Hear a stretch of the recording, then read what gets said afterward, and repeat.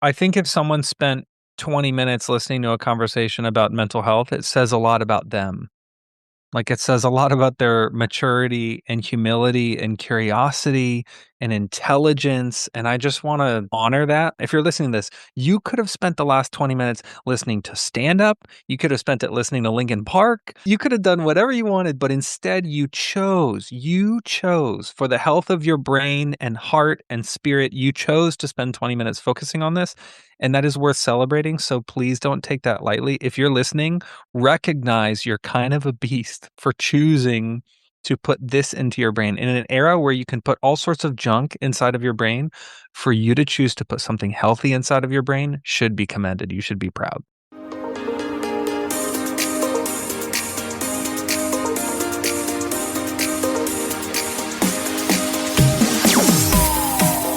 Excited for this one, bringing on a Tampa rock star, someone who has not been on in a while, but if you missed his first show, Johnny is here. I'll put it in the description.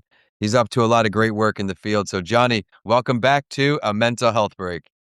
I am stoked to be here. I feel like the first time was like 5 years ago or something. We got to look at the actual date. Yeah, you were with me right at the beginning, and he's still staying strong with us. So everyone, welcome back to A Mental Health Break. My name is Vincent A. Lancey. Again, we're bringing on Johnny Crowder today. He's got a very inspirational story.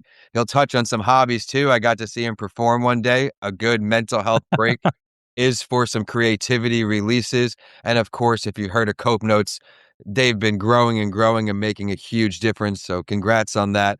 And everyone, remember to subscribe to stay current so you don't miss great episodes like today. And we're brought to you by Living Proof TBI Coaching. Reach out to the team to get in touch today. But Johnny, I've always been inspired by your story. From wherever you feel comfortable, please share your mental health story. And then, of course, that will just lead into your work with Cope Notes. I call this the 30 years and 30 seconds question because it's like, how the heck do you sum up? It wasn't like, oh, everything was fine. And then one day I became depressed. It was like, no, nothing was fine my entire life. Like when I was a kid, I was like literally self harming and hallucinating as a toddler. So, like, out the gate, I did not start off on the right mental health foot. First of all, I resisted the truth that I wasn't feeling good. Then, once I would admit that I wasn't feeling good, I figured everybody must feel this way. And then once I realized not everybody felt that way, I was like, screw those people that feel fine. I'm angry that I'm not fine. And the whole time I didn't want to talk to anybody about it. I didn't want to go to treatment. So, long story short, ran away from home when I was 16. Started treatment when I inevitably came back home because I didn't have any freaking money. So I had like no plan. When I started treatment, I just didn't have a good attitude. It was such an inconvenience for me. I was so embarrassed and frustrated. I was just really an angry kid. I had grown up in an abusive home. So anger was like the way that I learned. That's like the only emotion I felt like I was allowed to feel.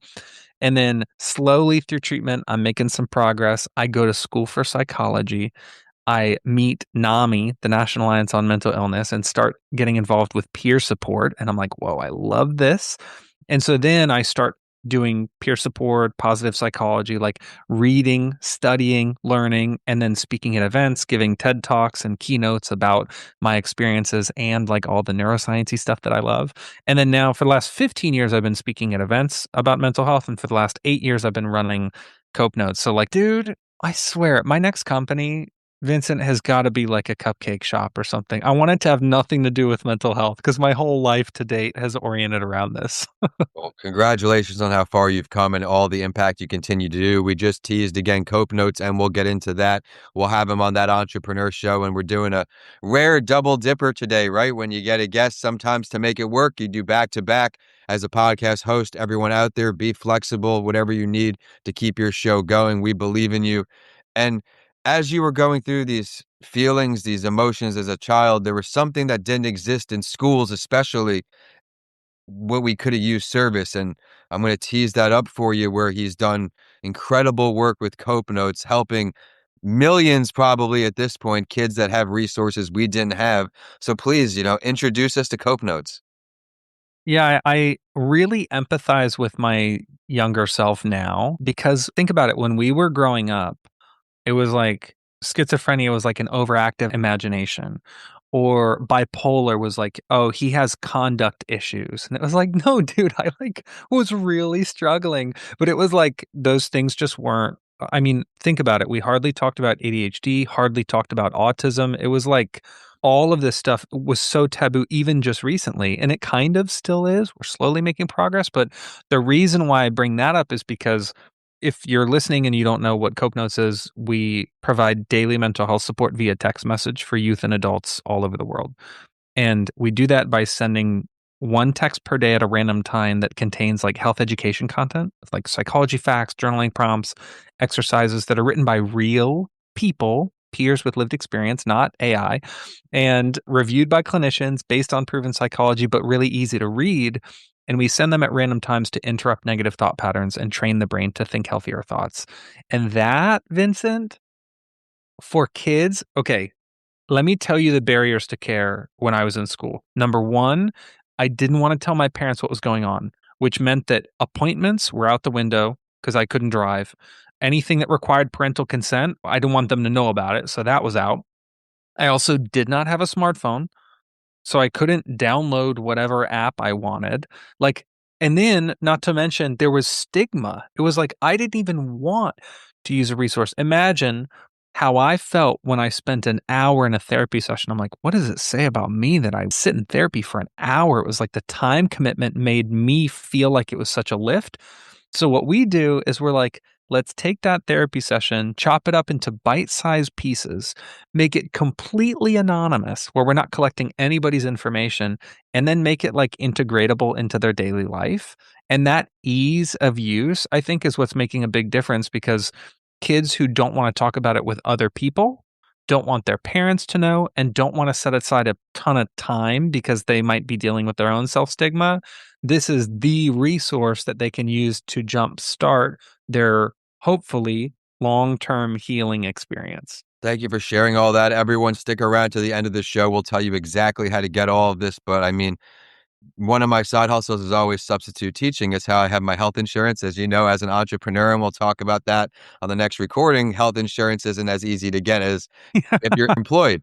So as I'm in these schools, I see the overwhelming feelings these kids have. I mean, think from COVID to now, Mhm. everything's on screens. I'm in a classroom, they don't even have books.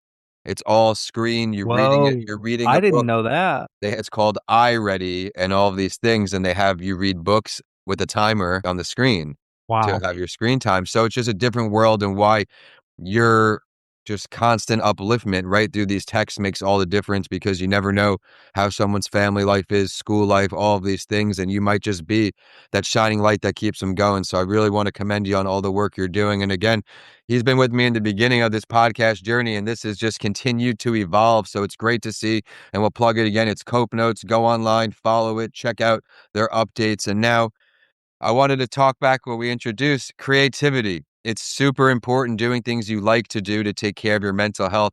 What's something that you do to take care of your mental health? And it's also grown tremendously.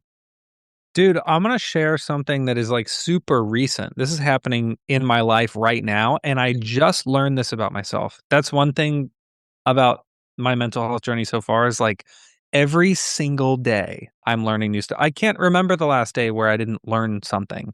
Yeah. So I play in a metal band called Prison, and I've been doing that for over a decade. And before that, I was in another metal band called Dark Sermon, and I toured in that band for like 8 years. So this has been a huge part of my own healing and recovery, a healthy creative outlet.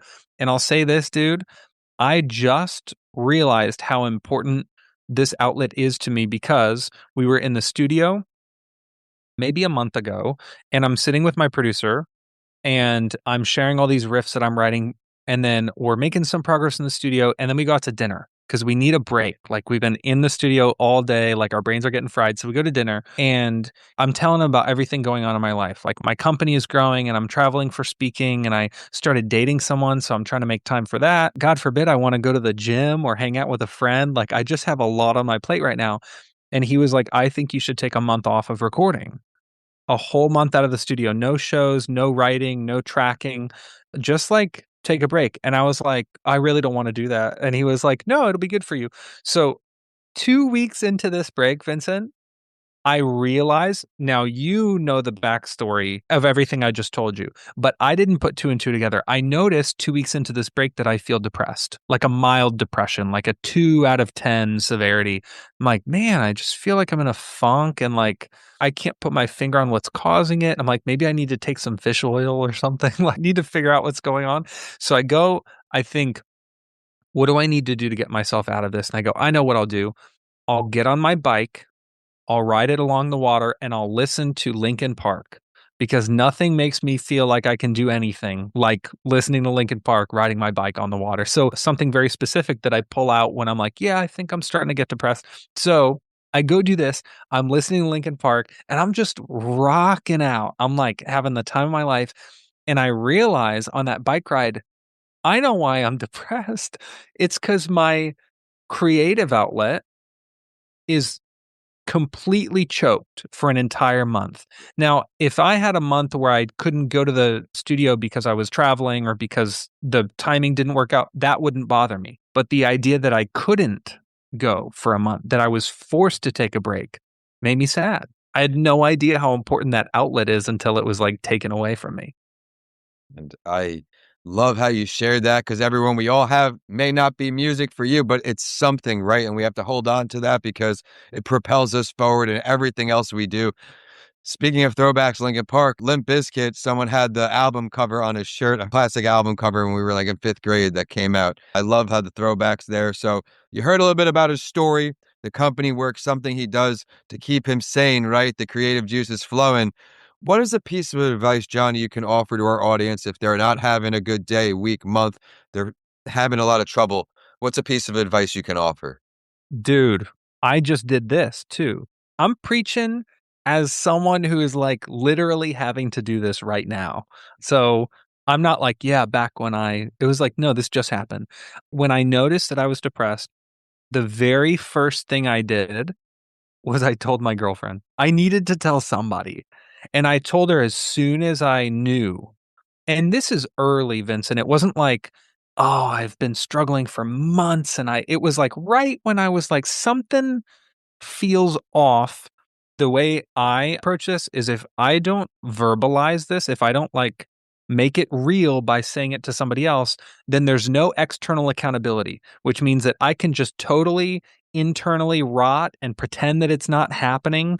But the moment I say it to somebody else, now she knows what she's not. My girlfriend isn't going to ask how I'm feeling. If I just told her I was depressed the week before, she's probably going to ask. So I am a big proponent of like the moment you smell something funky inside of you, if you can speak it. I'm not saying you got to make a manifesto on Facebook so everybody knows. You can if you want, but I would say mention it to one person as soon as it gets to like a 2 out of 10. Once you notice it, and at least it's real. You don't need the person to do anything, but at least now there's external accountability so that it's less likely that you will do nothing about it.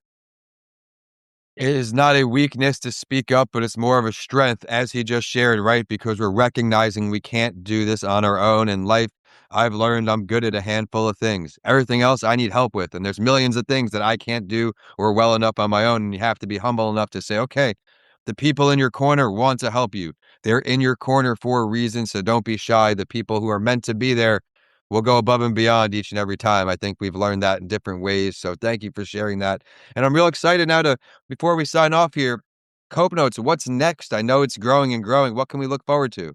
Oh man, there's so much stuff that we haven't announced yet that we're doing this year, but huge partnerships with organizations that I've wanted to work with forever, plus product updates. So I will tell you, Cope Notes is still daily mental health support via text message. So we're not making like a video thing. We're not making like a chat with an AI. Like, nope, not doing any of that. We're doing our main thing, but we're just doing it better.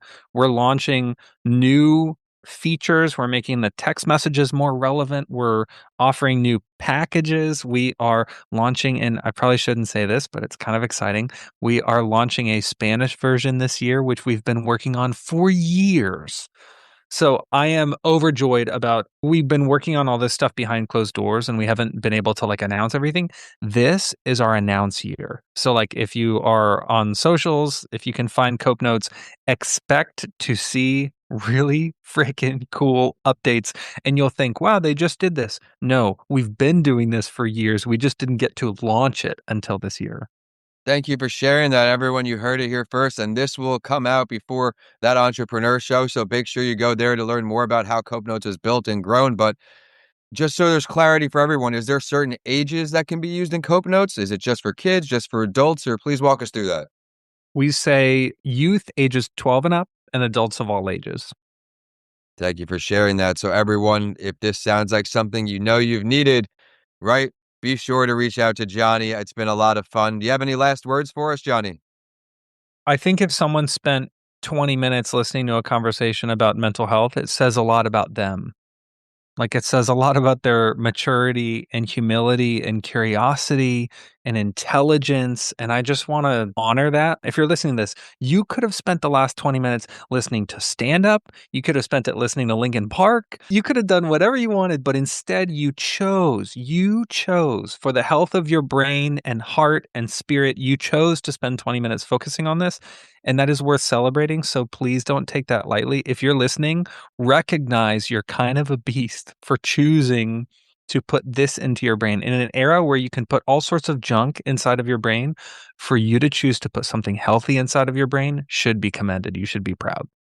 What an amazing last word. And everyone, he said it perfectly, right? We are the thoughts we consume, right? And when you put enough good in there, good things are going to happen. You'll manifest those great things. And Johnny, I can't thank you enough for making some time right here on a mental health break, the mental health break for our audience.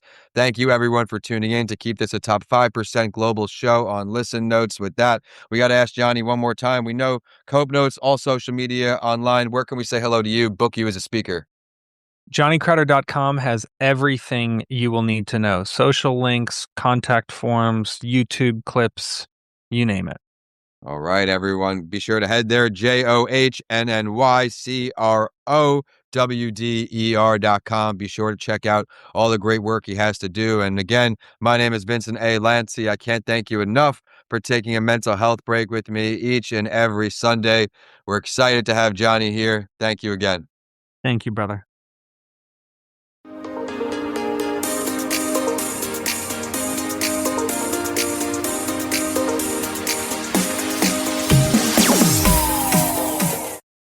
Thank you for tuning in to another episode. I would love to hear your feedback. What did you love? What do you want to see more of? Are there any questions you would like me to ask the guests who come on the show? This show is not possible without you, the amazing listeners, so please email us at podcastsbylancy@gmail.com and let us know what you think. We'll also feature you on a later show. Please remember to subscribe to stay current with our amazing community of guests who will continue to come on the show, sprinkled in with solo episodes from me, Vincent A. Lancey. With that, I look forward to introducing more shows to you each and every week. And with that, we're signing off today. Enjoy the episodes and make it a great day ahead.